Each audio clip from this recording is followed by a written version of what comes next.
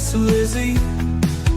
I don't ever smoke the dizzy, but we can always share some ditsies. It's just a cup in time. This song doesn't have to rhyme. Life's all of us, not every moment we can be feeling fine.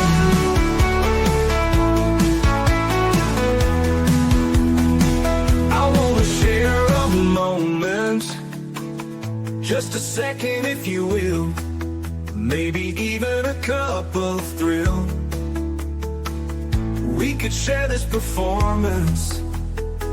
It's tea time, come sit with me. Well, welcome guys. Miss Liz in the house. That's right, I am back. And this afternoon we have Pet Grief in the house, so you want to check that out. It is up and loaded to my YouTube channel. You can check it out there, and it will be up on all the platforms tonight by midnight, along with this incredible tea time. And tonight this tea time is very special because I have a hometown girl coming in. She went to school with my sister. That's right, not me, my sister, but we're going to talk about all that good stuff. So we're going to talk a little bit about hers tonight. We're going to talk about some art. We're going to talk about grief. We're going to talk about all of that good stuff.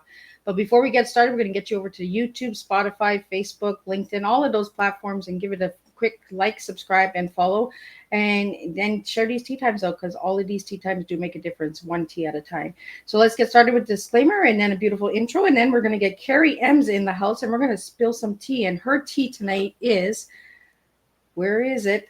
Transform, empower, and art. That's the tea we're serving. We're not serving a beverage, we're serving real life tea in the house. Disclaimer for Miss Liz's Tea Time live show. Miss Liz's Tea Time is a global platform dedicated to sharing real-life stories, diverse perspectives, and meaningful conversations that inspire awareness, healing, and connection. I, Miss Liz, is going live using StreamYard. Before leaving a comment during the live broadcast, please grant StreamYard permission to display your name at StreamYard.com. Please be advised that all the content brought forward during any Tea Time show is presented in good faith. However, discussions may include opinions, beliefs, and perspectives that do not necessarily represent the views of Miss Liz or the Tea Time platform. Information shared by guests is based on their own experiences and is perceived to be accurate at the given time of airing. All guest viewers and participants are responsible for using their own judgment when considering any action or decision for these that may relate to these discussions. Some episodes may cover sensitive topics, including, but not limited to, trauma, abuse, grief, mental health, and other emotionally triggering subjects. Listeners and viewers' discretion is strongly advised. Tea Time with Miss Liz is an open discussion forum designed to offer insight, inspire awareness, and create connection. It is not a substitute for professional, medical, legal, or therapeutic advice. If you require professional support, please seek assistance from qualified professionals or trusted resources in your area. If you have any questions regarding this disclaimer or the content of this discussion, you are welcome to contact me, aka Miss Liz, directly at bookingmissliz@gmail.com, or visit my link tree at Miss Liz's Tea Time. By choosing to participate in the comment on or view these live shows, you acknowledge and accept this disclaimer. Your participation is entirely voluntary. I, Miss Liz, welcomes you to join us and with the conversation with an open heart. And if at any time you feel this platform is not right for you, I respect your wishes and decision and welcome you back whenever you are ready. Tea Time with Miss Liz is serving truth and awareness one cup at a time. Now let me give you a little bit about Karrie.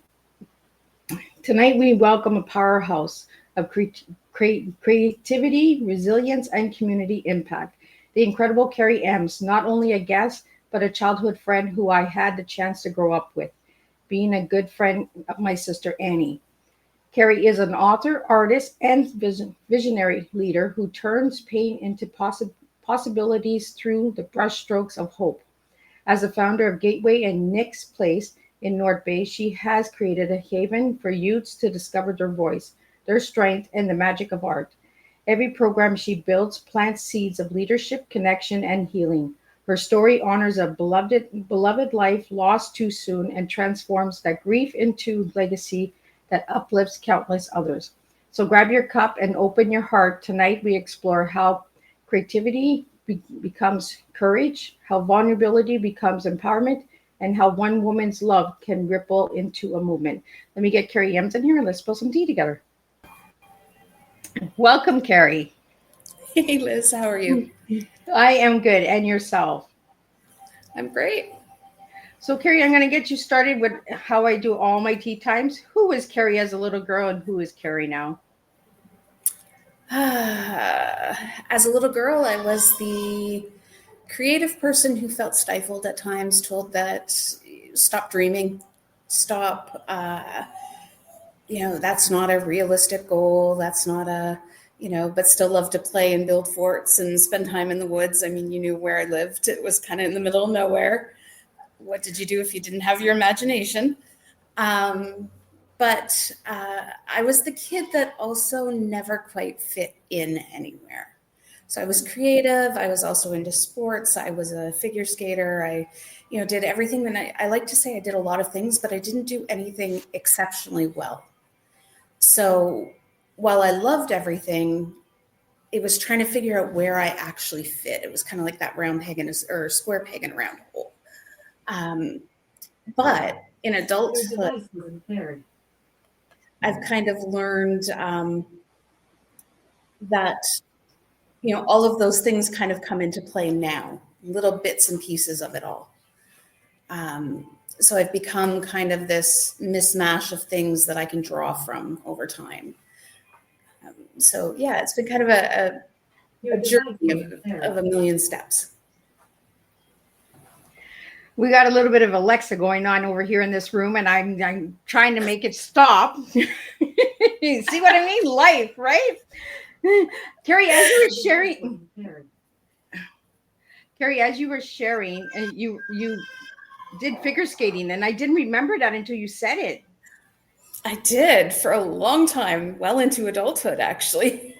Right, and as you said it, I was like, oh yeah, that's right. She did do figure skating. Yep, I did. I did figure skating. We did choir. We did all of those things. Oh, choir. Choir was another thing we did, right? With Madame McDonald. Yep. And Suzanne Shop-Off. They still did come into my store all the time. So, yeah, I don't want to talk about that too much tonight, but I do want to share a little bit on what you did do for many years, because you're doing a transition at the moment, right? So I am. If my listeners can just know a little bit about Next Place and how it ran for so many years and what you're looking to do with it, Karrie. So just a little bit of background is Gateway and Next Place started as two separate entities. The first one was an art gallery that was on Main Street. And just a little bit of a background is that, so we were located in a heritage building that we were looking to renovate. But cost was crazy. And we always had a community focus in the gallery. We always wanted to do for others. So we did things at Christmas. We sponsored families as the artists. Anything we could do to get community support for things. One of those things was to allow the MCTV Christmas Telethon one year to come in and film inside the gallery. I remember doing that as a kid back in Hearst, the Christmas telethons we used to sing as choirs and whatnot and have fun with that. So it was kind of a nostalgic thing for me. Unfortunately, when we were doing that, standing outside on the sidewalk outside my store, my 27-year-old nephew, who I had raised from the age of 14, was tragically stabbed a block and a half away. And I unfortunately witnessed it, not knowing that it was him. So we had two separate store locations, one which was semi-empty. We used it for day camps and things. And we thought, you know what, in his memory, when he passed away, in addition to donating organs, we decided to create Nick's Place. Originally, its name was Nick's Place for Us, which was just a place for all kids to fit, all kids who, like me as a child, kind of didn't belong because they had so many different things. And like Nicholas, who kind of didn't have a place to belong, we never wanted another kid to feel that.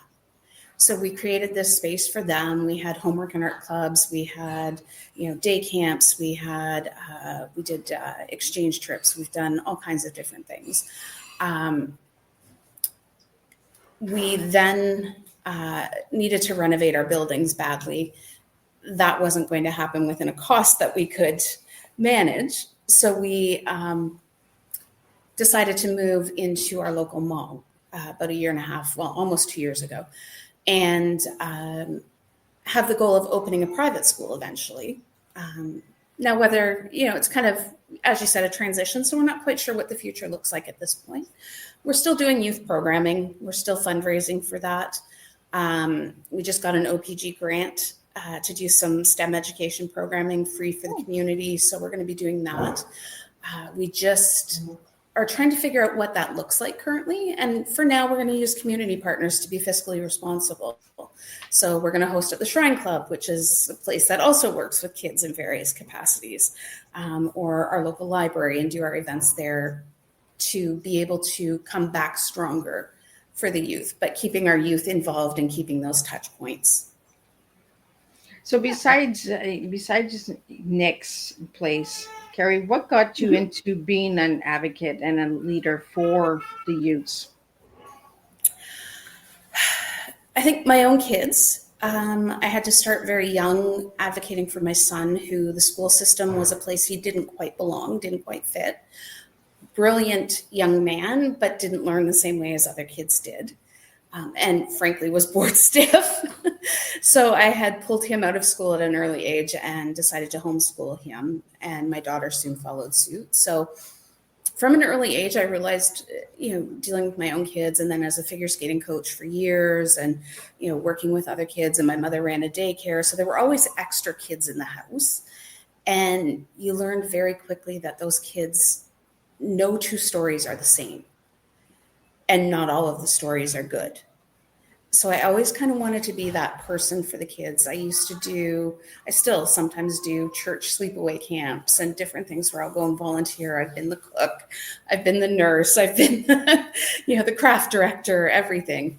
And it's just watching those kids grow into taking those leadership roles. Even within my own kids, I watched my daughter go from camper to co-director to director of a youth camp. And different steps that they've taken. She went from a gymnast, so she kind of followed in my steps with the sports, took over competitive gymnastics, retired level whatever, third in Ontario for floor, and then went on to coach. So she's now shaping young people's lives. So just watching that transition and having those kids now bring their kids back to me and know that those kids are okay because of some impact you had on them. Right. It's leading by example, right? Because you led a good example. So the children are coming back and leading in their own unique way, but still having that extra special of what Karrie gave them. Exactly. And it's also recognizing that, the kids learn to recognize that I'm just me. I'm not somebody, I'm not an amazing person. I'm not somebody that's infallible. I'm not somebody that is perfect. I make mistakes. It's owning up to those mistakes. We had a young man volunteering at the center, and that young man would get so upset because they'd made a mistake. And I'd be like, okay, the cash box would be short or something, or they would give, too much change, and they'd be upset thinking I was going to be mad because there were no small change left in the cash box. And you'd be like, okay, but there's a bank around the corner. Like, this is not a big, there's a solution, right? Teaching them stuff like that. Teaching them that even when they make the really big mistakes, that you're approachable, and we've had a few of those, but then we've had the success stories of, the kids that we never thought would graduate and being able to then go to their graduations, and things like that, and having that impact on them, and then seeing where they end up. That's just beyond. Yeah, absolutely. And that's what I love about stories, right? Is you don't think your story is going to impact someone's life, but it does. It does. Hope, right? And says, you know what? If they can do it, I'm sure I could do it, or I could just up a little bit and be a twisted Tea like Miss Liz, so there's always different things that we can do, in different ways. I know, Karrie, when we reconnected, it was because we were just saying before we went live, right, for Annie, and then we reconnected, and when I told my sister, she's like, that's my friend. I was like, oh, okay, but we grew up in a town where everyone was friends. Everybody was friends, right? So because we grew up in a northern town, and you're talking about homeschooling, so you homeschool all your children, Karrie? I homeschooled my two, yes. So my two are now 28 and 26. But I homeschooled them, my son from grade 3 to 8. Well, he actually skipped grade 8 and went into grade 9. And then my daughter from grade 3 to 7 before she went back into school. And there were various reasons for when I put them back in. My daughter was managing a crazy schedule with gymnastics where she was training 24 hours a week. So I needed her to learn before I put her into high school how to juggle that. So she went in a little bit earlier. My son asked to go back, but then we were at a point of he already had grade 9 courses by correspondence and he wasn't even in grade 8. So it was like, where do I put this kid? And that brought on a whole bunch of different challenges because now he's a full year younger than his peers. But he did well. And, my other two, my stepchildren are just 18 and 16. So we're kind of just not quite empty nested yet. You're getting there, but not yet. Not quite. Getting there. That kind of gives our ages away, right? Like our kids are in their 20s and 30s and everyone's like, nah, you can't be having kids that old. Yeah, we do. Oh yeah. I get it all the time. I want to go back to Hearst because when I did my research, it said Matisse.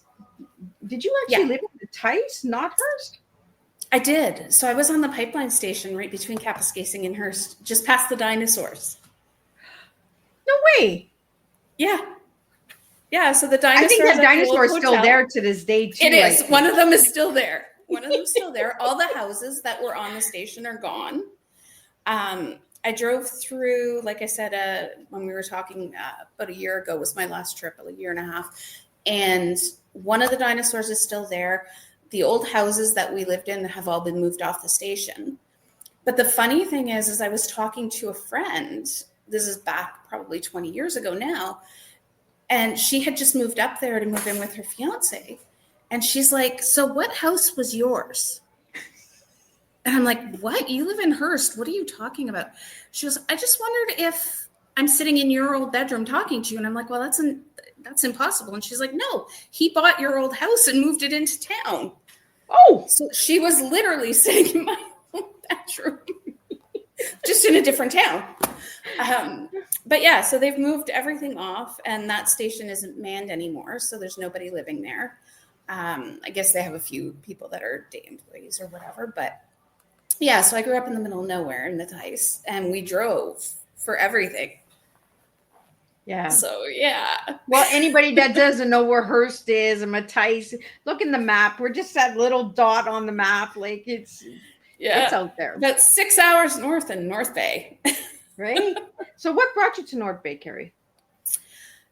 So when I left Hearst at the end of grade 10, we moved to New Liskeard for a year. And my parents thought that was going to be their retirement home. They bought a nice house on the lake. My father commuted on the weekends and holidays, thinking that was going to be kind of where they'd settle. It was an area they were from. Within a year, the company made internal shuffles and changes that eliminated the need for employees on the station and specifically his job title. And they were doing away with all company housing. So it became a question of where is he going? They moved him to North Bay. And at that point, there's no company housing and they just couldn't float two houses. So they made the choice to sell the one in New Liskeard and bought the one in North Bay that my mom still lives in to this day. Wow. So, yeah. I was always wondering, how did she get to North Bay? Like, I've lived everywhere. I've lived like I was trying to put in, how did she go from I did go to college here, but I went to college in Hamilton too. So like, you know, I've been everywhere. I've lived in Thunder Bay, Hearst, North Bay, Windsor, Toronto, Hamilton, you name it. It's like that song there. I've been everywhere, man. Yeah, pretty much. Well, we come from like a northern town that was lumberjack, right? So all those little funky songs and all that we grew up on. They all stick. Log Rollers Waltz. Well, I want to get into your book because you just released a book called Threads. I did. I want to talk about that book and how long it took you to write it and what's the book based on so we can get it out there to the listeners and they can go and grab a copy and all that good stuff. So it's called Threads, weaving us through struggle and strength. Sorry. Oh, good. She has a book. I do. I have a copy. I was trying to get I knew. and I was just like, oh. Yeah, no, I did bring one copy with me. So basically, it's about it's a lot about the last 4 years of my life since Nicholas's death. It's a little bit about overcoming past challenges and traumas and different things. It's a lot about using art and different techniques to help people kind of navigate through the grief and the difficult times. There's a workbook in the back that kind of takes people through, creative journaling or Zentangles or different things. My wife is sitting here Zentangling right now. But it's just a nice, easy read that teaches people that you can endure it and you can rise out of it.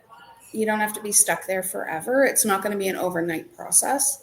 I'm somebody that's been to this point exceptionally resistant to things like therapy and different things. I also didn't realize that what I do is, what I do in my art practices as an artist, because I do consider myself an artist. I think I always was. I just thought that to actually give myself the title, I had to be paid, thousands and thousands for a picture, because that's what they tell you. You have to, dollar equals success. Yeah. So it's a little bit of a memoir as well. Just talks about some of the kids at the gallery, some of the things that, we've kind of noticed in what they're growing up in. But it's meant to be a reminder to people that they're not alone in it, that there's always somebody to come alongside you, and it could be at the least expected moment. And that the thing you least expect is the thing that will bring you together with someone. It took me, honestly, after I closed the center, I started writing probably in February. It's had a couple of incarnations, a page here, a page there, but never a solid thing. February, March, I kind of sat down and started to really write. And then it was in its printed format, ready to go probably 3 weeks ago. So not very long at all. But it just there were some life changes I made, and it just kind of happened. It just kind of came. I met my wife. I don't want to say suddenly because that's not accurate, but I met her actually through the center, and I don't hesitate to say that in a way Nicholas brought us together because of the center and her kids coming to the center. I met her, and she gave me permission to work on myself. She told me that it was okay to take time to work on myself, and that I didn't need to run. And in her words, I see you. And I think that's where things changed a little bit for me. Well, they changed a lot because we got married, met, started dating, and were married within 6 months. So it changed fast. Sometimes it's good that way, right? It was a dinner table. You start picking things apart, and then it's just like it doesn't ever happen, right? You know what? Proposal was a dinner table text, and the wedding had a pizza and a candy bar. How much more me can you get? And her, right? So Karrie, if you'd like to hold the book up just for the people that are watching the video so they can see it, because I really love the cover of the book. How did you go about picking the colors and the thread and the heart and everything, like putting it all together? I wanted something. So I do have a graphic design background. It's one of my other things. So I had this thing about Celtic knots for a little while. I was learning some different macrame techniques and different things. And this was one of the knots that came up. So to me, my heart will always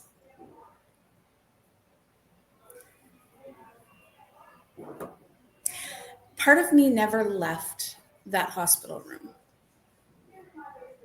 Part of me will always be with Nick. And when he passed away, because we donated his organs, and it's a really, it's not at all what you see on TV when people donate organs. It doesn't happen that way. And the transplant coordinator gave us these little heart pendants that the inner part said in honor of your gift, and the outer part said in honor, or the inner part said in honor of you, and the other part said in honor of your gift. And the larger part stayed with us, and the smaller part went with him and was actually cremated with him. So to me, the heart stood out. That was part of it. And then I was doing a lot with like Zentangling, and like I was cleaning out the gallery when I was doing the trying to come up with the cover and that, and we were like putting supplies away, so there was ripped paper, and I was like, ripped paper. So it was a mismatch of things. And then watercolor, I have an artist at the gallery who's a watercolorist, who has been instrumental in everything we've done. And so the watercolor paper is sort of her, not that she really knows that, but I've always been kind of envious of the way she can paint, because she's got this whimsical childlike way of painting. So it was kind of a mismatch of different things.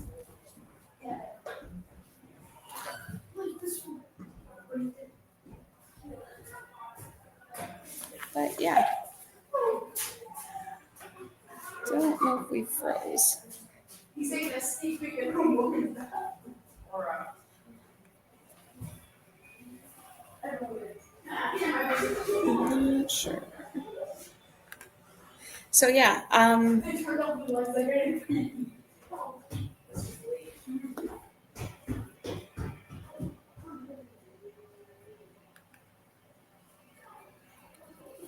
it's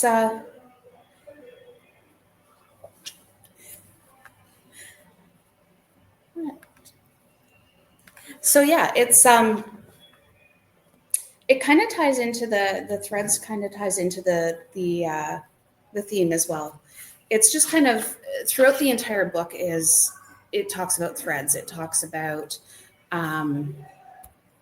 how we're all woven together, and all of our stories tie together. All of our, every person that walks through our gallery walks through our door. Every youth has a story to tell. Every person is intertwined with another one, and that thread goes through their lives. And sometimes it'll fray, sometimes it ties together, sometimes you can knit it back together. We used to see darning socks as a way of doing that, or picking up the stitches on a sweater. So even though you lose something over time, you can also gain. And that's a lot of the exercises in the back of the book also talk about that. Like, exercise 6 is about untangling knots. And it's about closing your eyes and thinking of a habit or a ritual that you've developed since your loss. And how does it soothe you, or does it keep you stuck? And then it gives you some exercises to follow. So all of that kind of ties into it. It talks about some of the kids in the gallery. Like there's a thread named The Artist Child. So we've used pseudonyms throughout the entire thing that talk about the kids. And the kids know, they've read their sections. So they had a chance to okay the fact that we were using them. So there was The Artist Child and Shark Boy. Shark Boy is incessant about sharks, loves them to death. And The Artist Child came to us as a youth who was selectively mute. And by the time they had finished a co-op placement with us, there were days where we were, one of the stories in the book was, there were days that they every time they would come in, they would keep talking, and I'd be like, hey, you need to come in. I'd say to a board member, can you please come in, because she won't be quiet, and I'm gonna strangle her because I can't think. But this was a kid that didn't talk when we first met her, and Dad literally dragged her in kicking and screaming the first night that she met us. She's an artist who now sells work and actually just moved out west and is now doing phenomenally well in her new school and looking at college and university. And then it talks about how the threads are woven deeper as well. So yeah, we did a lot of talking about the kids in it. Well, I got to hear everything you got to say, but I went down the little wormhole of technology, virtual land, right? So that does happen, and I always tell my guests to just keep on talking because Miss Liz is still here, and I can still pick you up. So I got to hear everything you said. I just was not here with the video, but I am back. That's okay. In that. So I want to get into some of the questions that were sent in tonight for you, Karrie, and we'll get those answered for my listeners out there. So we have the first question is where Gateways and Nick's Place was born from both love and loss. What inspired you to turn a personal story into legacy or of empowerment for others? We talked a little bit about this at the beginning of the show. So if you just want to quickly get into that, Karrie, and then we'll hop on to the next one. So I actually, in the beginning, it was, I think I needed that. I needed that place that I could connect to him. And in all honesty, it was a deep connection because his funeral was actually held in that center in our original building. So it was a really close connection, and I actually lived upstairs. So it was kind of the last place that I was sort of with him. And then that hospital room was the last place I was with him that was warm. So I think I needed to carry that on. I've often said at times, I sometimes have a regret that I did put his name on it because he was a kid with challenges as well. He was not perfect. He was a kid that had addiction issues. He was a kid that, we tried to get help for, but this day and age, when you hit 16, there's a gray area. And we couldn't do it. By the time we realized there were issues, it was too late. We tried, but that alone brought a lot of negative feedback from people. Well, why are you creating something in this kid's memory? And why are you raising money for this when you could be raising money to do this, this, and this? And, we kind of had to sit back for a while and go, do we take his name off of it? And then to me, it just wouldn't be what it is without that. So it just kind of stayed. And, we did step back a little bit. There's a pair of shoes that hangs when we have the physical space. There's I'll tell a little bit of a story. The last conversation that I had with my nephew, he had been in an altercation and brought to my mother's house by the local police. And there was a broken kid sitting on my mother's front steps. And my 80-year-old mother didn't know what to do. And he'd been brought home by the police. They brought him home without shoes. I didn't have shoes that would fit him, other than an old beaten up pair of Birkenstock sandals. That my dog had actually gotten a hold of at one point, or somebody's dog. But anyways, I thought, what do I do with, so I offered him these beaten up sandals and he wouldn't take them. He had that much pride that he would not take them. But here's this kid sitting on the front steps of his grandmother's house, threatening to end his life because he's not worth it.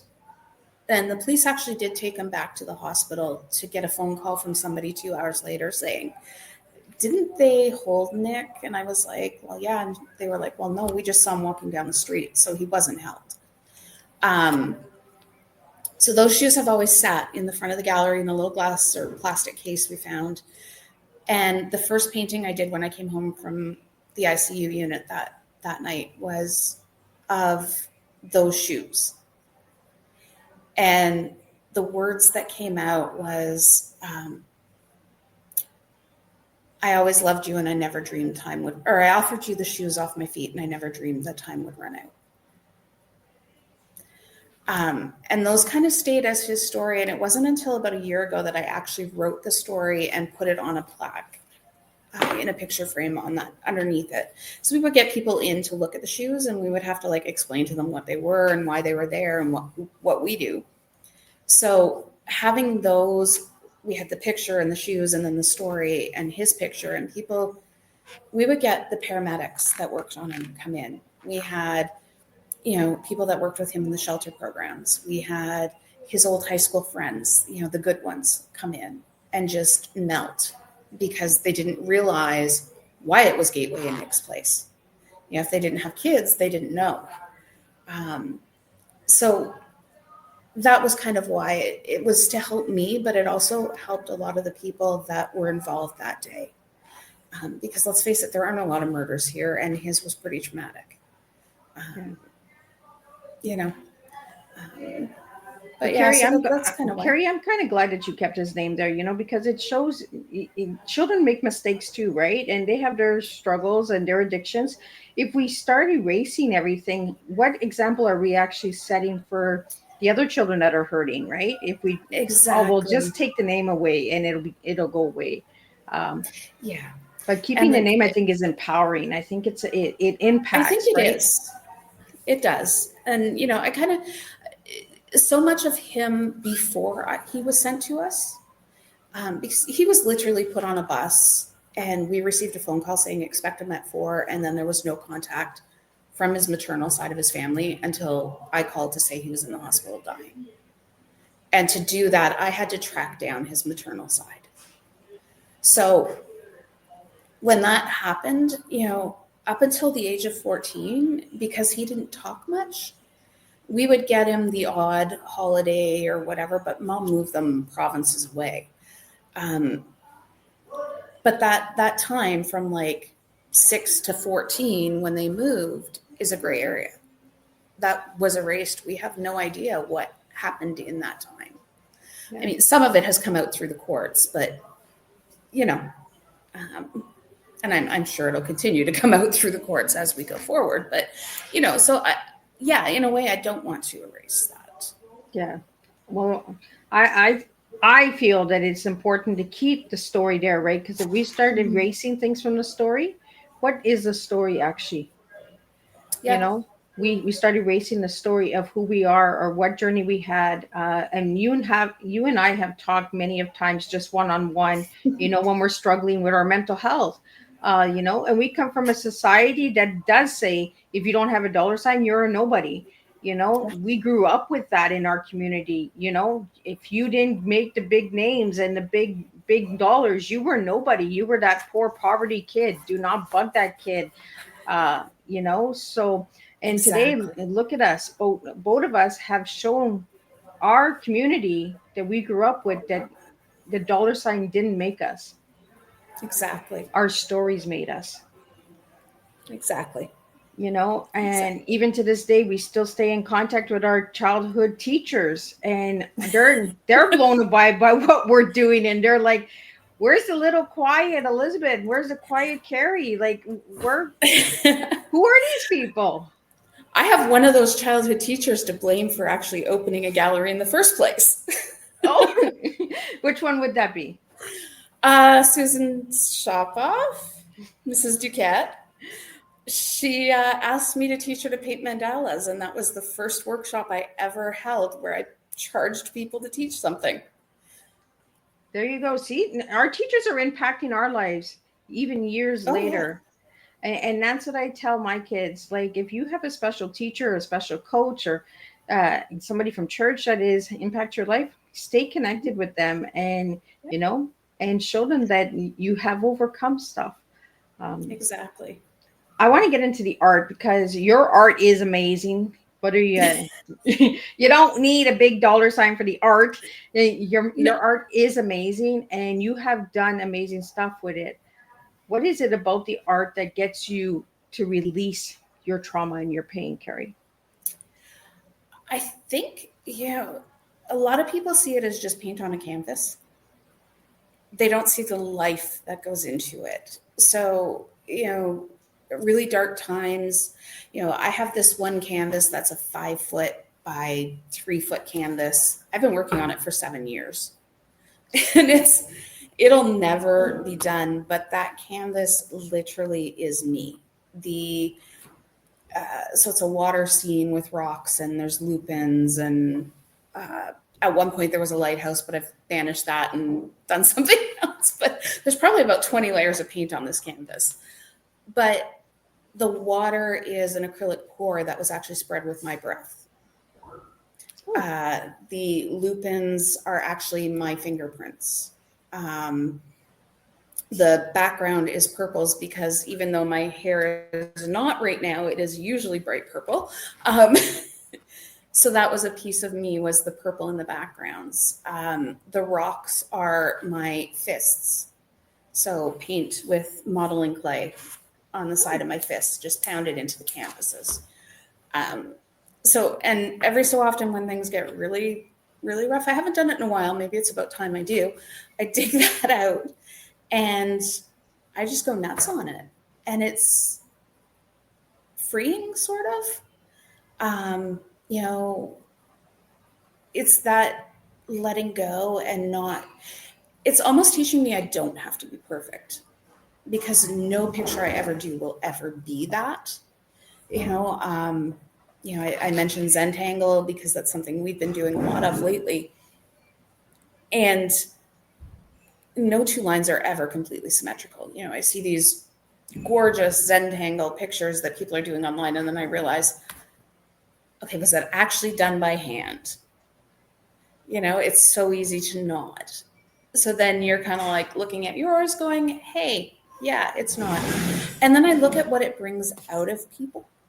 So my art, I'm kind of mixed media. I do anything. I'll try anything. I was doing international art battles for a while, and I traveled to do those. So I've done like Brampton, I've done Montreal, I've done Quebec City, I've done Thunder Bay and different places. And that ties into our youth because we used to bring them to volunteer. But what it also ties into is I would stop en route at some obscure art store somewhere and buy a medium I'd never used before. And international art battles, you have 20 minutes to do a 18 by 26 inch painting in front of a live audience.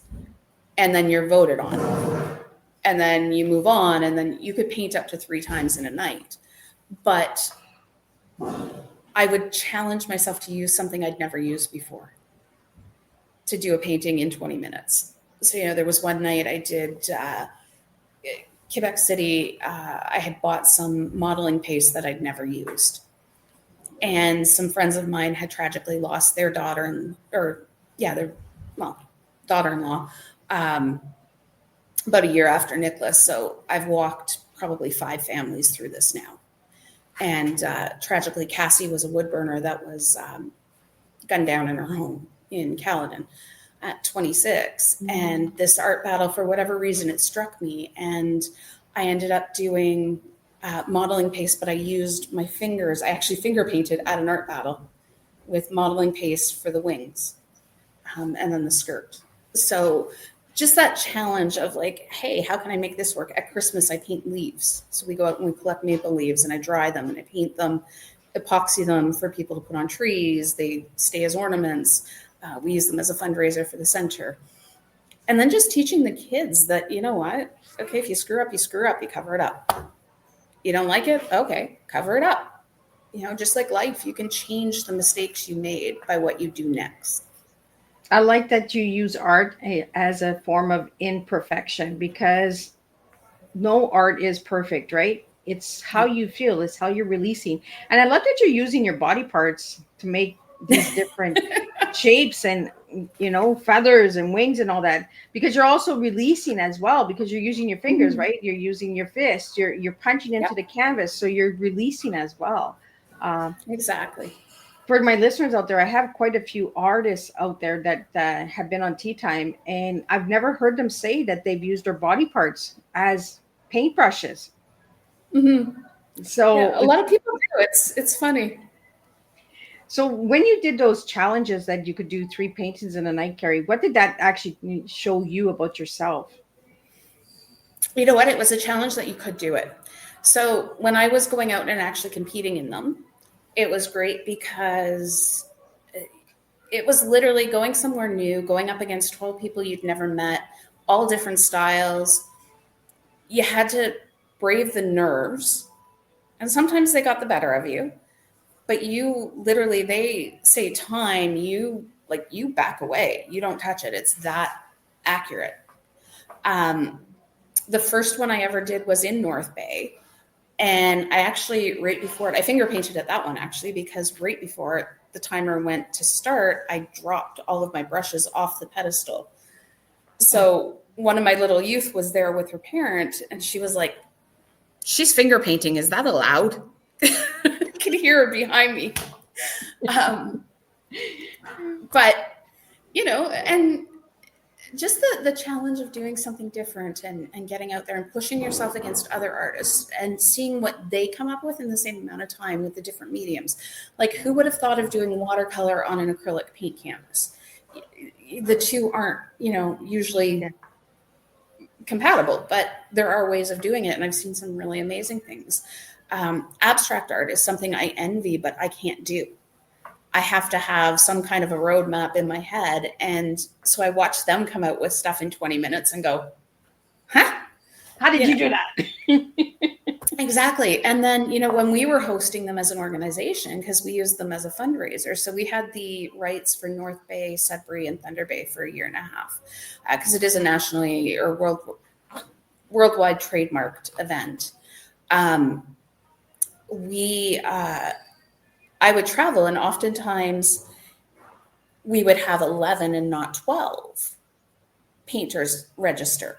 So somebody would have to fill in, or we would have 10 and not, and one in particular, we had a very low number of registrations for here. So we had a bunch of our youth in the audience and a bunch of our youth helping out.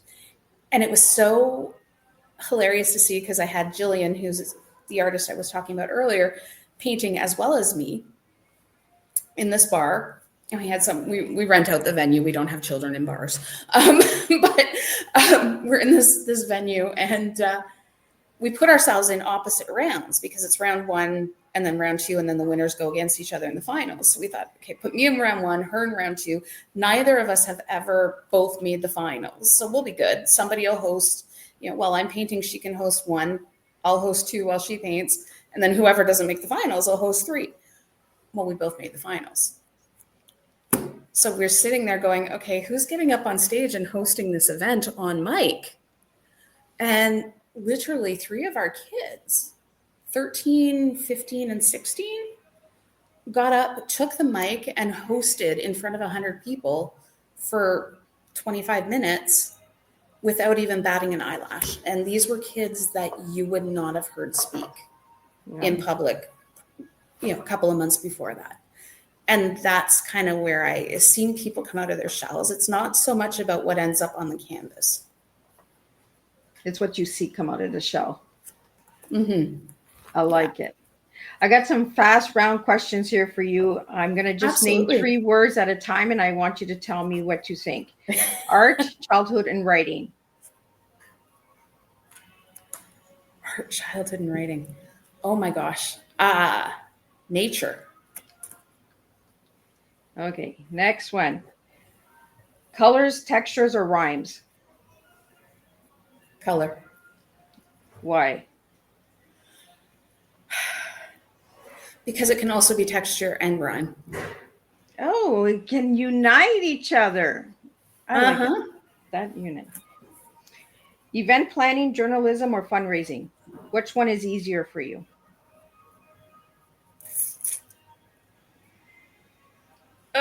Journalism. Journalism. I would have never thought that. I would have thought fundraising, because you're good at it. And now we have a question that just came in, and it says, does art create a community? Does art create a community? Absolutely. Absolutely. Why, Karrie? We have a little community that's grown out of a little center. We've actually got a big community that's grown out of a little center. We go to a school function now for our sons, and we're swarmed by kids and families that know us from the center. It doesn't just create community, it creates family. and it ties people together. Absolutely. I love it. Yeah. We have a couple more questions that came in. Tea, music, or paintbrush? What's your go-to for creative reflection? Brush. Really? Yeah. See, she's a brush girl, girls. Everyone. Close one to music, but Karrie, a quote or phrase that keeps you grounded when life gets messy. okay. This goes back to an old Sarah Jessica Parker quote Okay. from when she was a teenager. It's the ultimate secret of life is the sure knowledge of death, for without it, man would not strive to leave his mark upon the earth. And why does that help you? Because I think it reminds me that we're only here for a while. But those that come after, they carry it on. They carry that mark forward. So you better make sure it's a good one. Favorite show you grew up watching? Danger Bay. Danger Bay? Is that what you said? It is. Oh my God, no, that's giving our ages away. I had to take my kids to the Vancouver Aquarium when I took them out there so that we could stand in front of the statue. And we had our portrait done. Oh my goodness. That brings like back memories. Like that brings our ages in now. Nobody pay attention to the age, right? Oh my You're always goodness. going to be older. I'm going to be older than you by 1 year, I think. Yeah. I believe so. I believe you're the same age as Annie. So, Yeah. favorite cool spot in Hearst or Northern Ontario that still makes you smile? I think in Hearst, I'd have to say just down by the river. Walking along. Remember where we used to run for cross country? Yep. Down along there, and then further north would be Kekabeka Falls. Oh, that's a nice area too. Mm-hmm. Yeah, no, that's Yeah. nice. And Karrie, if you could paint your childhood in one color, what would it be and why? Boy, that's a tough one. My childhood in one color.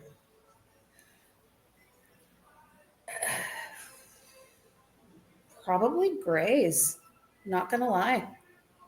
Ooh.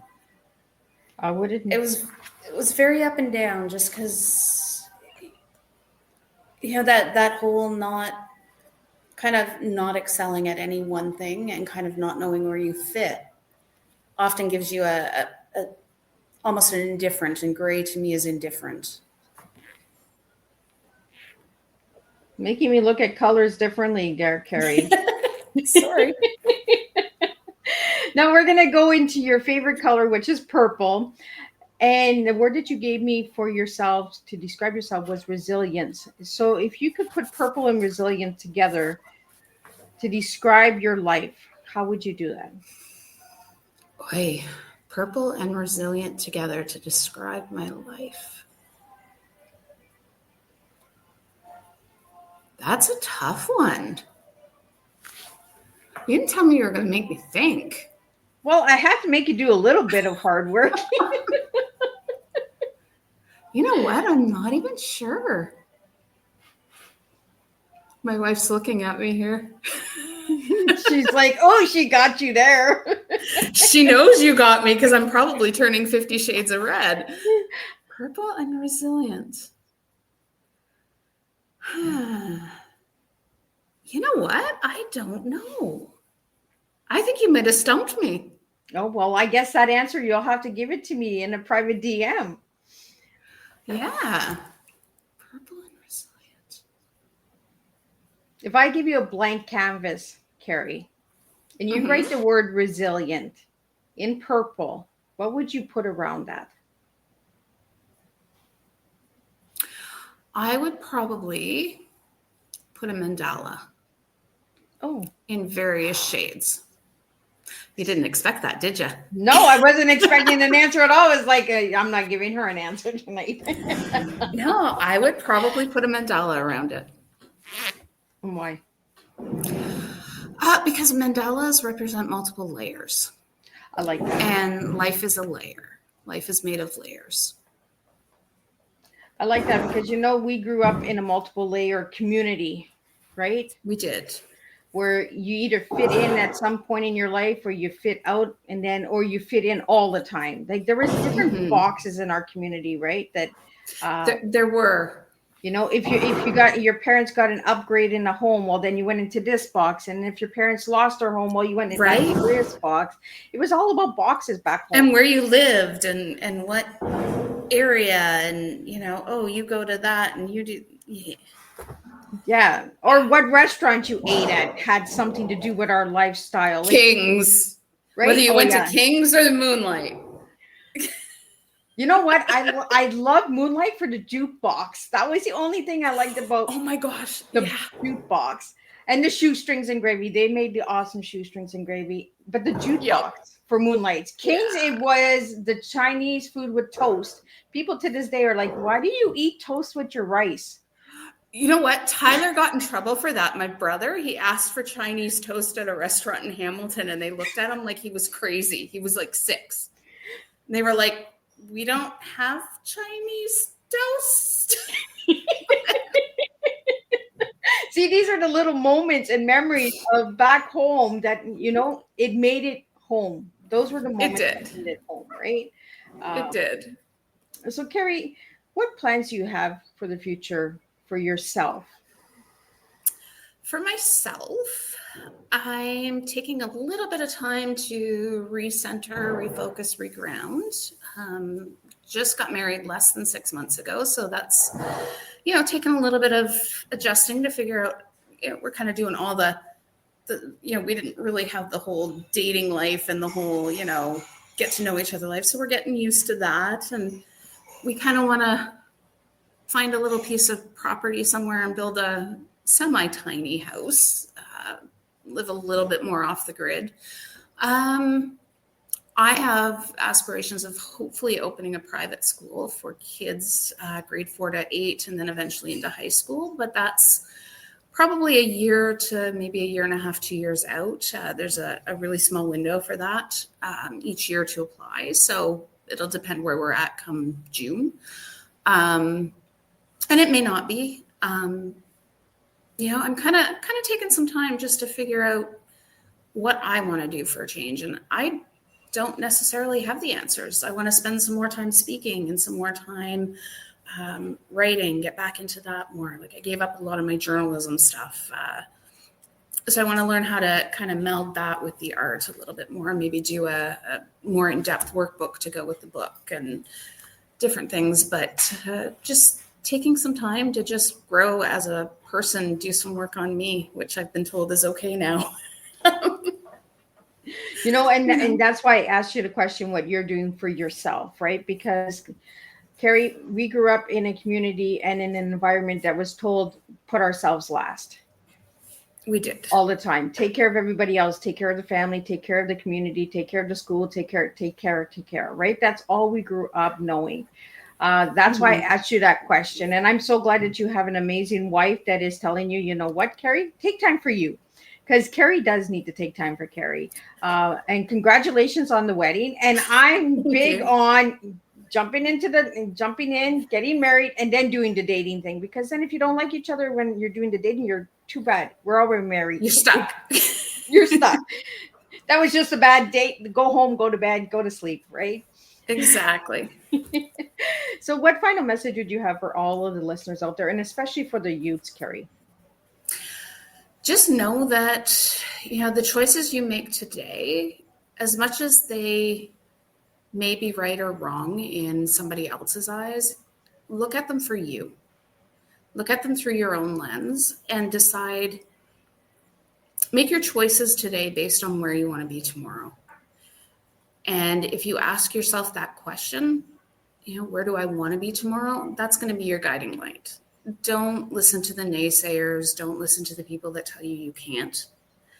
Because if there's something that you want to do bad enough, there's something that you are meant to do, you're going to find a way to do it, and that voice is going to come out.